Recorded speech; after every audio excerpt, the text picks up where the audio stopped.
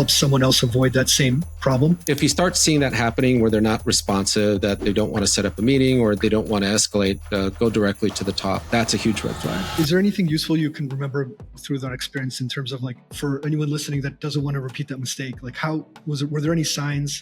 Is there anything interesting you can share of, like, how you might help someone else avoid that same problem? Is there anything about the companies or the tools or the initial interactions that kind of maybe were red flags that might happen? So one of the two products that I had to shelve, one of them, the salespeople didn't want to escalate the call. That was a red flag.